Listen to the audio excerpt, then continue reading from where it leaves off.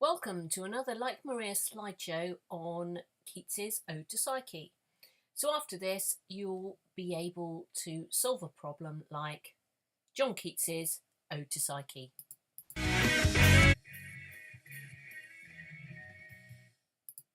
So first off, we need to explore this word Psyche. In this poem, the primary meaning is an address to the goddess of beauty, known as Psyche. She was a young goddess who was post the period where all the goddesses and the titans, etc., were deified and worshipped. So Keats feels that he needs to write a poem to worship her. In addition to this, the word psyche in Greek means soul or butterfly, and this is quite important for our reading of the poem. So initially, Keats addresses the goddess Psyche, the goddess of beauty, and he resolves to, and I quote, build a fane in some untrodden region of my mind. So he's going to build a temple to her by kind of exploring places in his mind and his imagination that he hasn't visited before.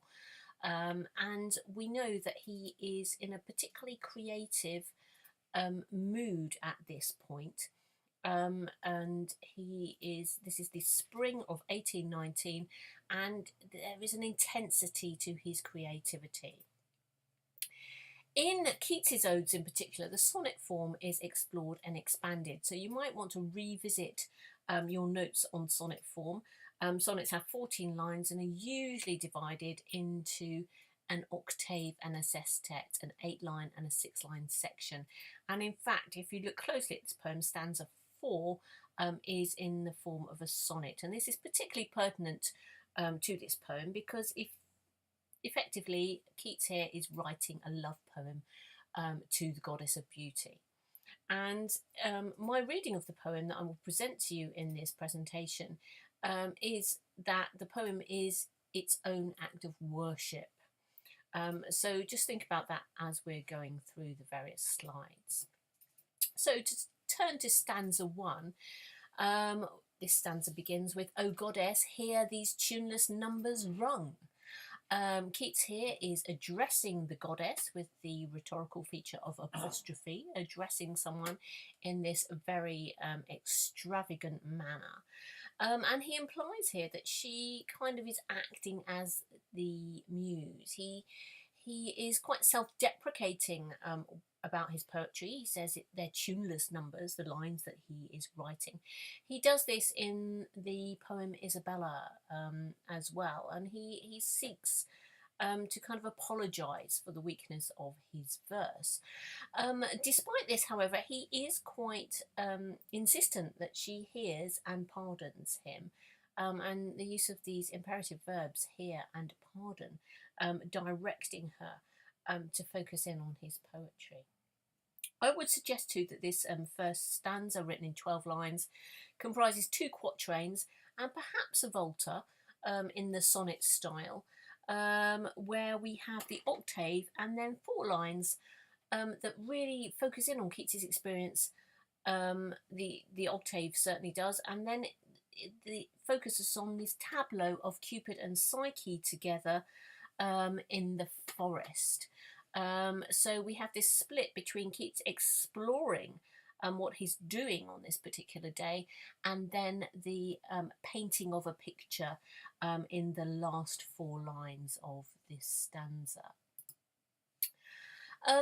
Keats also apologises for telling her in verse. And says, pardon that I'm telling you these things, but explores his experience. And I think one of the fascinating things about this poem is the immediacy of Keats's experience. He says, "Surely I dreamt today."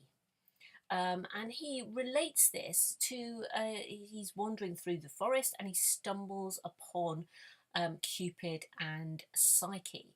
And quite often we get this idea that Keats is walking in the countryside and he stumbles upon something which prompts a poem. We get this with Autumn, that he stumbles upon a field of stubble and looks at it, and this inspires a poem. We get this when he's on the Isle of Wight and he looks out and he hears the murmurings of the sea and he writes a sonnet. And here he is looking in a slightly different way at the landscape, and he is dredging his imagination. He's mixing really here the world of imagination, myth, and reality. He himself is not sure whether he actually saw or dreamt this. He says, "Surely I dreamt today, or did I see?" So this kind of liminal space between the imagination and reality is very present here in this poem, and it's very present here in his odes and Keats's poetry in general, giving this kind of spiritual, mythological, ethereal feel to the odes. Stanza 2 starts off, "Mid hushed, cool-rooted flowers, fragrant-eyed." This reminds me very, very much of the last book of Hyperion, where we're greeting Apollo. This very romantic appearance of these two lovers who are embracing. It also reminds me greatly of the portrait on the side of the Grecian urn of the two lovers who are kind of bound in an eternal moment. And I find the metre here in this stanza very interesting. So generally speaking, odes are written in iambic pentameter. This one is generally an iambic pentameter rhythm. But in this stanza here, we have these curtailed pentameters. They're not pentameters. We have "nor altar heaped with flowers," and I've messed that up. So stanza 2 starts off, "Mid hushed, cool-rooted flowers, fragrant-eyed." And this is a particularly romantic vision of the sort of imagined scene. Reminds me very much of when we meet Apollo, who is walking through lilies of the vale in Keats's poem Hyperion. This is a very beautiful moment. There are blue, silver, white, and budded Tyrian flowers. And he meets the embracing lovers. The embracing lovers are Cupid and Psyche. And this is very much a reminiscent of the tableau on the side of the Grecian urn, where the two lovers are kind of held in an eternal embrace. These lovers here are embracing, and I think the nature of their embrace and the way they're drawn together is very much expressed in the metre of this poem. It's unusual that you get the metre so evidently signalling to this. So in the last 3 lines of this stanza, we have "the winged boy I knew," not a complete iambic pentameter line, "but who wast thou, O happy, happy dove, his Psyche true." So we had "the winged boy I knew," his Psyche true. And these two sort of curtailed lines here that are metrically empty, or metrically curtailed, are bound together by the rhyme of "new" and "true," as the winged boy and Psyche are bound together in this embrace. And this is really apparent here in this stanza, in the metric presentation of the lines that they are bound together. Okay, moving on to stanza 3, we have this return to the address and return to the apostrophe. "O latest born and loveliest vision far." Important here to note the use of superlative and comparative adjectives. Latest, loveliest, and fairer. These are adjectives of plenty, of worship, of adulation.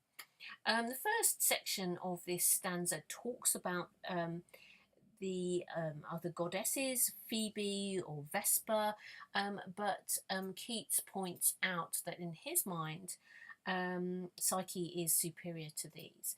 And then he starts on this long list with, it's preceded by all these negative particles, nor, no, no. And he lists all the things that Psyche hasn't had, that these other goddesses have had in the classical tradition. And again here, the iambic pentameter is disrupted. particularly towards the end of this stanza, the alternate lines are disrupted, nor altar heaped with flowers upon the midnight hours. From chain swung censer teeming, of pale mouthed prophet dreaming. These are empty metrical lines because they don't fulfill the iambic pentameter, and they're stressing the lack of adulation, the lack of worship that Psyche has achieved here. And we also have here a very strong semantic field of religion, imagery surrounding praise, worship, and in particular, I think very important in this poem is the notion of sound. We have the voice, the lute, the pipes, the notion of an oracle, something that is spoken to or speaks out, on a pale mouth prophet. There is definite emphasis on the articulation of praise here. And Keats uses this. He speaks words, but the words reflect the lack of religious adulation that his beautiful goddess Psyche is prone to. In complete contrast, in stanza 4, we have "O brightest, though too late for antique vows." Again, we have brightest, we have this superlative, and Keats sees that he can be moved to sing and be inspired, and this is a quote here, "by mine own eyes." He is using Psyche as a muse here and bouncing his ideas off this idea that she is lacking in worship. Here we have stanza 4, classic sonnet form, 14 lines, and turning at the volta on that 9th line, "So let me be thy choir," begging the goddess that he can fulfill everything that was missing in stanza 3, he can give to her. So we have these lines, this sestet of this sonnet here at stanza 4. He reproduces the lines in answer to the previous stanza. "And all the noes turn to thys. I will be thy voice, thy lute, thy pipe, thy incense sweet. I will be thy worshipper, and I will, through my words, create worship and incense and send it up to thee."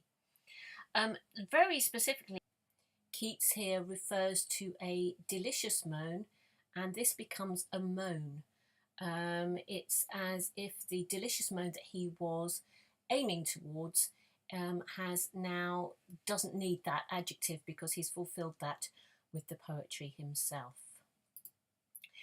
In stanza 5, we see that Keats fulfills his ambition to be the prophet, the priest, and to build the temple and worship the goddess Psyche. We could take this as his response to his own poem. He has said that there is a place for praise of Psyche, and there is something missing in the worship of this goddess, and he has responded to the problem he set out and the emptiness that he has described by taking on this role of priest here. So we can say in one way that the completion of the ode achieves its purpose. We also, in this stanza, see him building up quite a sophisticated network of the sort of praise that he is going to offer to Psyche. He talks about this coming alive in the untrodden region of his mind, this referring to the reaches of his imagination. And he refers to these branched thoughts that are quite intricate and newly grown with pleasant pain. Here we have reference to the romantic imagination and the way that Keats often fuses pleasure with pain in order to make some of his most beautiful and powerful creations. Keats also refers here to the sanctuary that will be created.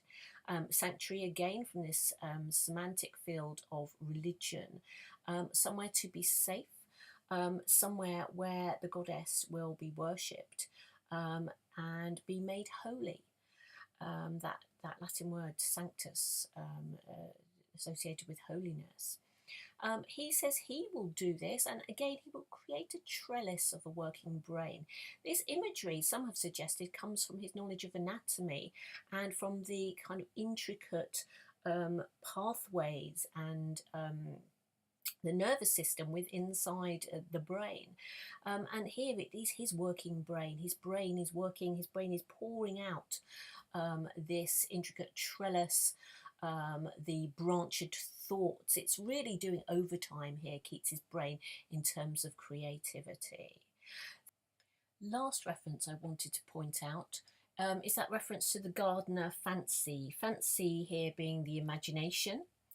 And Keats referring to Fancy the gardener, who will take care of the temple for Psyche. So the imagination, the thing that has moved Keats and allowed him to create this last stanza and this sanctuary and temple for Psyche, will continue to preserve her memory. So there you have it. That's how to solve a problem like Keats's Ode to Psyche.